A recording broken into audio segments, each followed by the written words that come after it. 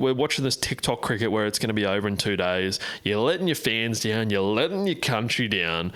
You're letting your teammates down, that's for sure. And it seems like they're just going to stay true to their word. Nope, this is how we play cricket now, and that's just going to how it's go. And we've gone out there and shown you that we can do Bazball even better in our own homegrown Adelaide version and Travball, which I'm about to get into Travis Head, and it's just going to be one of the all-time jerk-offs because that man is a national icon. Travis Head needs to be on our dollar bills or something because he has just done this time and time again. And he just rolls out there, the high pressure moments. We need something clutch. We need a hero.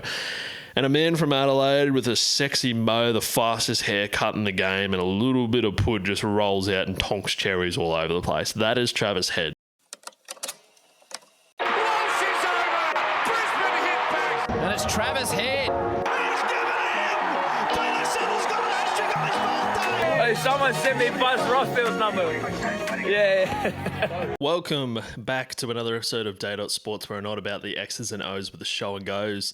It has been a huge weekend of cricket. If you're here for the Rugby League, I'm sorry, you might need to have a look at the timestamps because there's not going to be as much footy chat this week. A little bit of Broncos, a little bit of World Cup, a little bit of Banana Farmer, but most of it is going to be cricket, not going to lie. It is well and truly pretty much just going to be cricket porn this episode and me absolutely gaggling on Travis Head. There's no other way to get around it, but make sure you do like, subscribe, follow on all the socials. Really appreciate all the support recently. It's been great.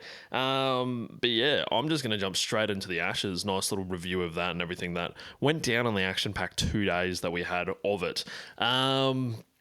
For starters, Ashes, for all of those who watch and celebrate, which is most of the nation by the looks of it, it is honestly like Christmas. It has got the same theme. You go to bed the night before and you're giddy. You're excited for it. You're keen as mustard.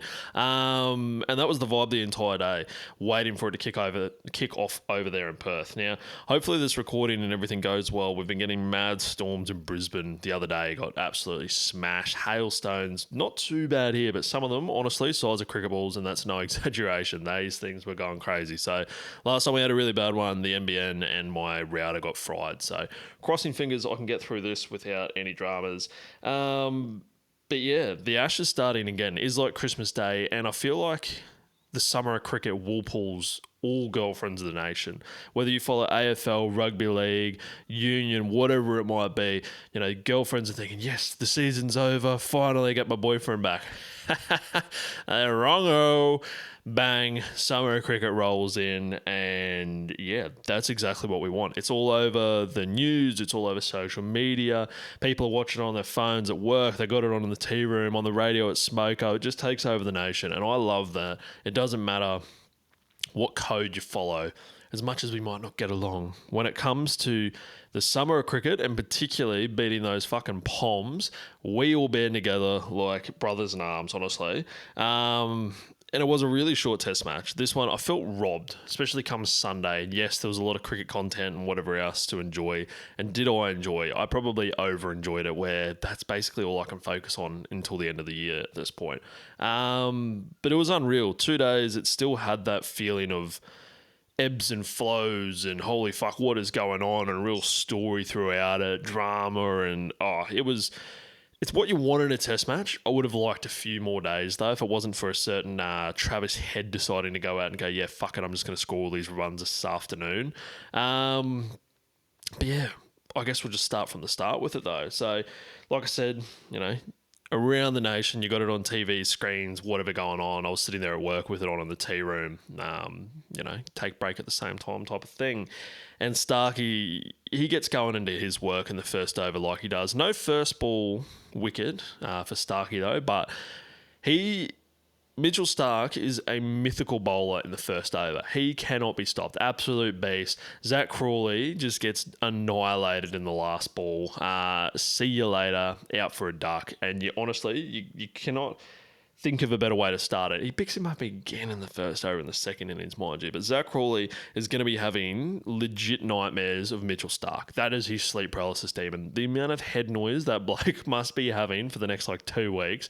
He needs to go see someone. Might have to go back home at that point, really touch grass sort of moment after just getting terrorised by Starc. But you cannot ask for a better way to start things off.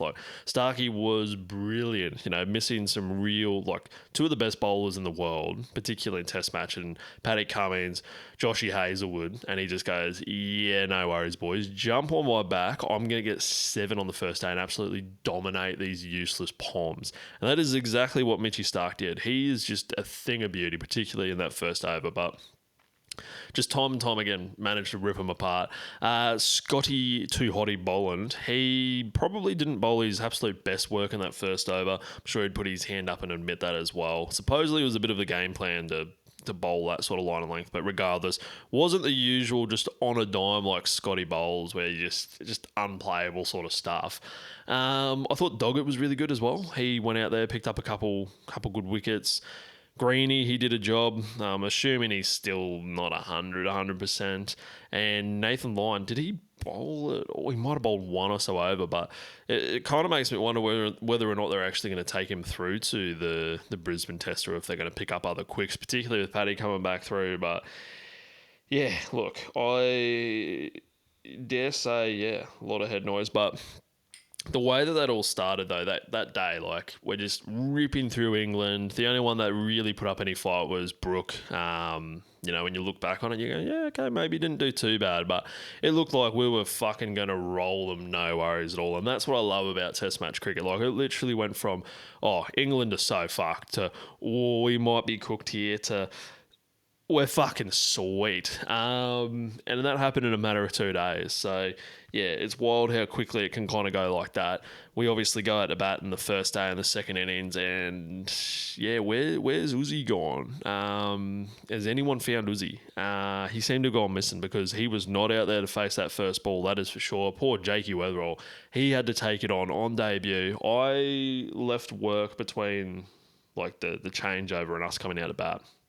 By the time I pull up KO in the car going home, obviously not driving, but got KO up and I'm seeing 1 for none. I'm like, what has happened here?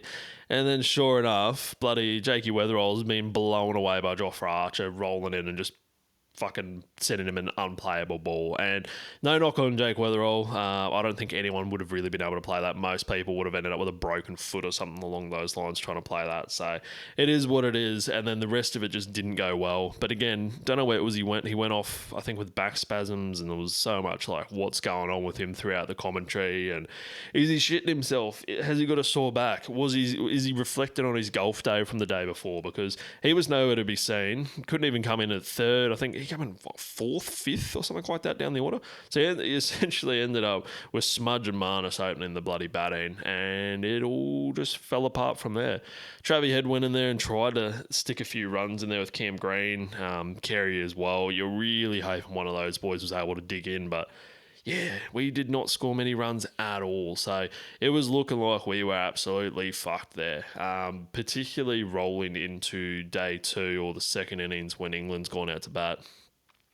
Outside of Starkey terrorising Crawley, we're sitting there and going, they're getting a bit of a partnership going on, which is a little bit worrying at this stage. I think they're about 1 for 100 odd or whatever. So it was looking real likely we're getting day 3, potentially even day 4, even day 5 at this point. That's the way they were rolling, and yeah, digging in.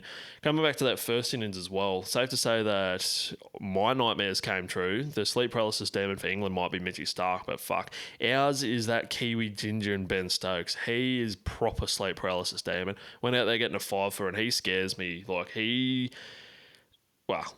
wouldn't compare him to the great man Travis Head, but when it comes to clutch and a man that can stand up in the big moments, Ben Stokes is that guy, and fuck did he do that with the ball in hand. But yeah, it wasn't looking super great there. And then Scotty Too Hotty just goes bang, bang, bang. Thank you very much for coming. Starts wiping people out left, right, and centre. And that entire game just turned on a dime. And we were right back in it, baby. We're so back. And then Starkey decides to just annihilate Root, which was just cinematic stuff right there. You got bloody Broad in the commentary box just fade into the wall like Homer Simpson into the bloody hedge. Like, did not want to be there. And then you got the big DOS man sitting next to him just yipping in Yahoo and yapping in his ear. Like, it was just pure cinema that. Stuart Broad just watching the team get annihilated in front of his eyes. So that was pretty funny. But yeah, another Stark victim in Root. It was pretty funny seeing him getting out for a duck and then scoring the square out of fuck all before Stark just destroyed him. But no, the way England were heading, like, it was looking a bit... I don't often get nervous, but I was starting to feel a bit... You know what I mean?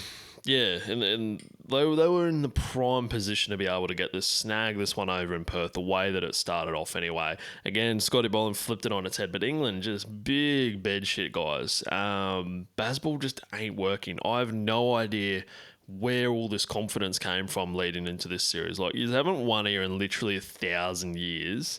Like, ever. Your best batsman, the messiah of batting, has never scored a ton. He doesn't even look close to it. I think it was the Carter boys were posted like, oh, he was so close, just 92 more runs. And I think we're pretty much going to see that for the rest of the series. He's going to get annihilated by the pink ball Joe Root in the next one. Starkey's just going to just rip his stumps out of the floor for fun. And then you got your coach who's a Kiwi, for Christ's sakes. Like... I think he might be leading you astray here. And then you've got your captain, the sleep paralysis demon, the Kiwi and Ben Stokes. Like, I don't know. I don't know if it's going to work out here, considering the way that it's going. And, you know, we're watching this TikTok cricket where it's going to be over in 2 days. You're letting your fans down. You're letting your country down.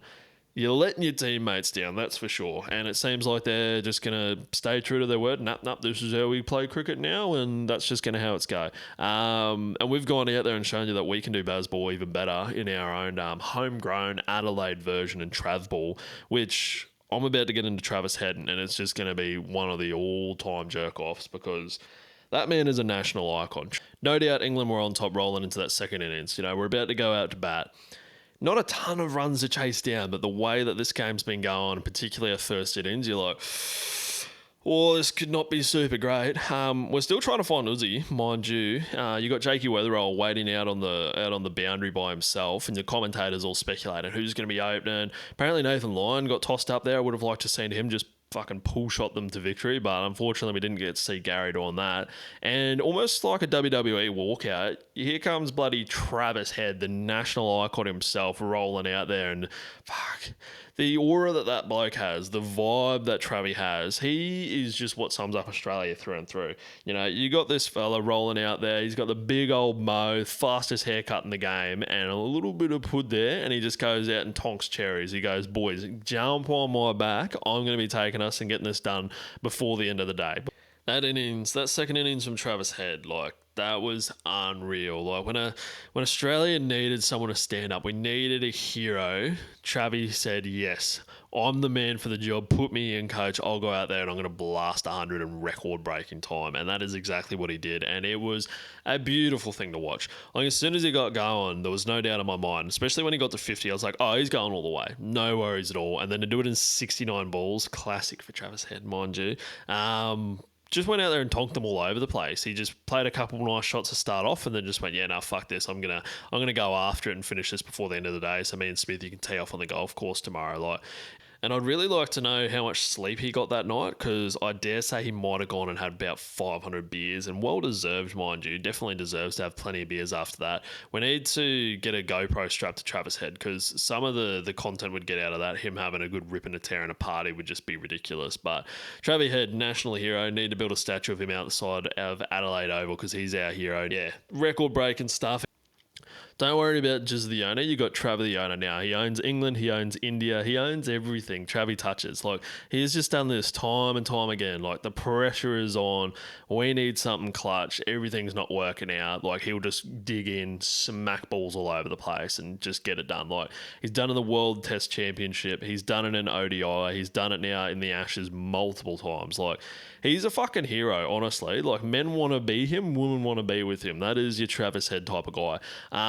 He's actually got some wines out, which I saw him release before the Ashes, but surely those things are flying off the shelf. I need to order some of those ASAP because I like collecting shit, but also I'm sure it's a nice little drop. And if it's anything like Reece's toilet water, maybe that's what's been getting Travis Head going. He's been smacking the wines from down in Adelaide, getting that running through the veins, and it's been working an absolute charm for him. But it literally doesn't get much better. Like, Travis Head is such a character, and the idea of whether or not he's going to be there for the Gabba test match, I know it's so unlikely to happen, but fuck, I would love to see the Bison and Travis Head open the batting and just go out there swinging. Yes, might not be the greatest idea given how Bazball's gone, and, you know, don't really want them facing Jofra Archer bowling absolute wheels with a pink ball at bloody 8 o'clock at night, but fuck, it would be good. Those two, they can get the exact same haircut and just go out there and, yeah, we'll score 200 in the first session. No worries. Thank you very much for coming. But now, I don't know if I want to see Travis Head opening the batting moving forward. I think situationally where we need a hero, that's definitely the time for Travis Head to turn up, to rattle the other team. You know, and I'd like to, it was good of him to go out there and face the first ball. It was funny watching him after. He's like, yeah, no chance that I was letting Jakey take that first one. The old Ray Shoesmith Weatherald. Yeah, after what happened to him in the first innings, there's no way. And I was just so happy to see Jake Weatherall actually score some runs in that second innings as well. I think he was a little bit shaky there at the start. You had Travis Head pretending to be an opening batsman for about 2 overs before he was like, yeah, okay, I'm just going to start blasting him now. I'm going to put the sleep paralysis demon away, smack him for 3 fours in a row. What? Oh, I'll let one through. Oh, bang, there's another 4. Thank you very much for coming, Stokesy. But yeah, it was good to see Weatherall get into his work. You can start to see like some of the shots he was playing. You're like, yes, there's a real player there. I haven't watched a ton of him, I must say, but I just love as well that just in one session, and yes, Travis Head has done this many times, but we've seen it with Constas, we've seen it with your Nathan Lyons, Travis Head, whoever it might be. Like, the summer of cricket will create absolute cult heroes in Australia for millennia to come. Like, this will go down written in scribes what Travis Head has done over there in Perth, because, yeah, just unreal. Test cricket is just so good because it's that every ball is like a whole event by itself, just waiting, like the anticipation, and it's just unreal sort of stuff. But it was nice to see Marnus get some runs as well. Didn't do super great in the first innings, but again, he probably shouldn't be out there for the first ball. But it was nice to see him stick in there with Travi, get a few runs of the ball, bring up a 50. Definitely needed that. Nice to see him playing some shots. But fuck, I reckon that would have added to Travis Head. Like, you got him blasting balls left, right, and centre, and you would have Marnus fucking chirping down the other end. Nice ball, great shot. Yes, Travi, yeah. Like, you would want to rip his head off. It would be the most frustrating thing.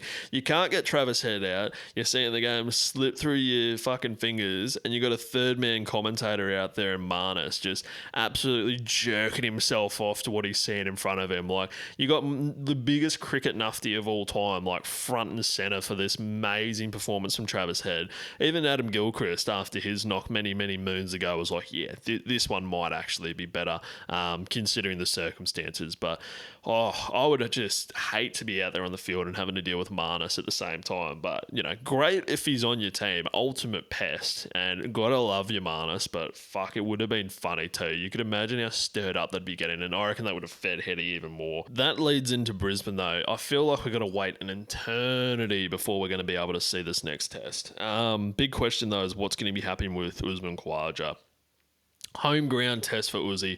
I personally think, though, you've got to pretty much leave things as is. A lot of people think he needs to get flicked at this point. Unfortunate circumstances, I suppose. Probably not the best if he's out there playing a million rounds of golf. Starkey was supposedly playing with him. I suppose he held up a little bit better. I guess he knew he had an absolute job to do the next day. But no golf for Uzi. Supposedly he's cancelled any golf before this next Ashes. I'd like to see him play. At least give him one more crack at it. I don't think it's worthwhile, shaking the boat too much. You got Jakey Weatherall. He's had more bloody partners opening than some of our Australian cricketers have had their entire career. So I think Uzi needs to be in their face in the first ball, settle things down, drop head back down the order. I reckon that's going to be the best way to go about it. I think the coach even came out and said, you never know, Heady might be worthwhile opening up at some point. That could be like a second innings thing. Sure, let him go out there and blast him. Like I said, if he does leave, there's many people who deserve the spot. I want to sit the Bison in there for my own selfish reasons, just because Mitchy Marsh is absolute class and needs to be in the team. All for the vibe and culture of the team more so than anything else. But yeah, it's going to be interesting there, and particularly if Pat Cummins is ready for the next test. I think you're going to see Doggett obviously drop out, or if they decide to leave Lyon in there or not, will be very interesting as well. But yeah, if Paddy Cummins is there, forget about it, England. Book your flights back home. You're already cooked, but this is just going to be the last nail in the coffin. We're going two up, no worries at all. You're going to have Scotty Boland, Mitchy Starc, and Paddy Cummins out there just terrorising you with the pink ball, and that's going to be that. Considering as well, I think they were meant to play the PM's 11, and they said, we're not going to do that. We're just going to go swing our golf clubs instead. It's like, okay, enjoy that in the first over where you got Zach Crawley there shaking, absolutely traumatised, and you got Starkey bowling absolute rockets at him under the lights. That's going to go great. A little bit of rugby league chat though. We're definitely going to... we'll, pending if Tom's here, be chatting a lot of cricket as we move into the next test. Be a little bit of rugby league. So Brisbane Broncos woke up this morning. Change is on the way. They've got a new logo. Yeah, Brisbane Broncos have a new logo. We've all known about this for some time. It was, they put it up for trademark and whatever towards the start of the year, mid-season. For ages, I thought it might have been the London Broncos, and I dare say it's almost like the same sort of thing. I don't know if they're trying to align with them or what's doing there, but I'm going to try not to shit on it too much without giving it a little bit of time to sink in. Because I guarantee you, when we change from the original logo to now our second logo, the old logo now, I would have been like 4 years old when that happened, but I dare say people would have hated it. I probably should ask the old man what people thought of it back then. Another good thing, though, that did come out of today was our new 2026 away jersey, which is a fucking perler, and I will not hear anyone say otherwise. It's not what I was quite expecting. I really, really thought we are going to get a 2006 away white jersey throwback, especially winning the grand final in that one. Surely we're going to get one later on this season. There's no way that's not coming. But the blue Cyril jersey, beautiful. It's class. It's a nice little throwback to what the original was. And it looks fucking hot on the boys, that is for sure. A lot of the times when these jerseys come out, they can look a bit iffy when they got some whitewash model bloke wearing it or whatever. Not a footy player. I need to see pretty boy Reece Walsh. I need to see Ezra Mann all tatted up and looking spectacular in it. That's what I needed, and that's what is on the website. And as soon as you see that, it's just like, oh yeah, this looks better. Similar last year, it just looked a bit mid when it was on their model, but then you see Payne fucking Haas in that, and you're like, yeah, that looks good. And that's how I feel about this one. Must say, though, that logo is going to take some getting used to. I would have loved to have seen what it looked like with the logo we had last year.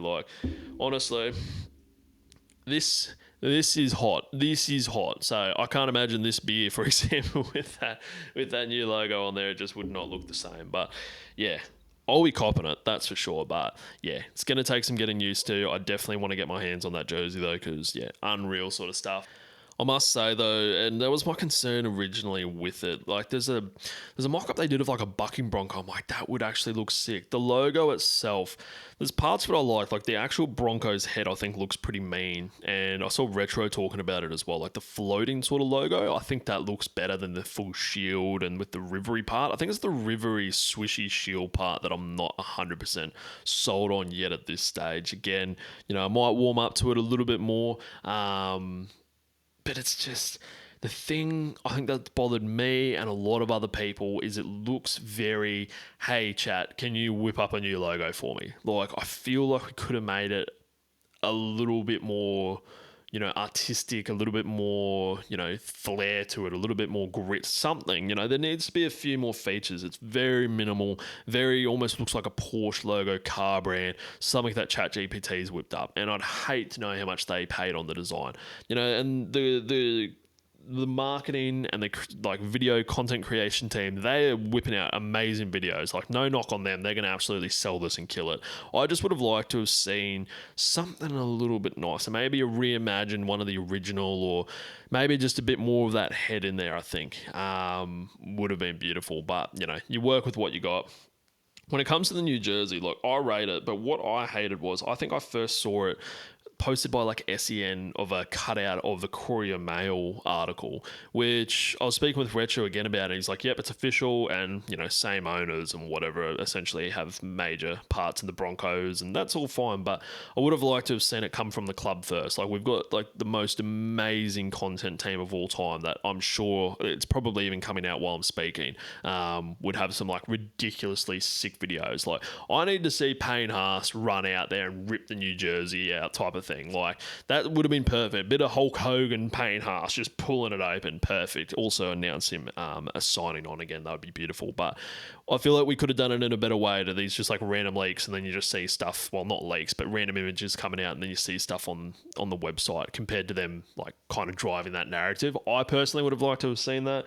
And like I said, while I'm speaking, and definitely by the time this comes out tonight on Wednesday, this is recorded very early Wednesday morning, I'm sure we're going to see it. The banana farmer himself, Tommy Flegler, he looks like he might be a chance to be back in round one, and I fucking love that.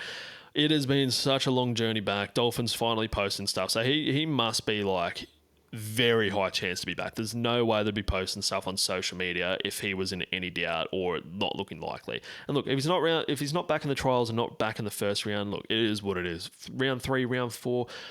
Everyone in the rugby league world is going to be so stoked to see him come back. He's going to get a standing ovation, and probably bananas. People should throw bananas on the field when he runs out there to show the support and just determination to get back. Like, I can't imagine what it'd be like to be Tommy Fleggs and like going through all that uncertainty of literally going from rep footy, like highest to highs, to holy fuck, like might not be able to play footy again. So absolute props to him, the determination. It is going to bolster the Dolphins so much.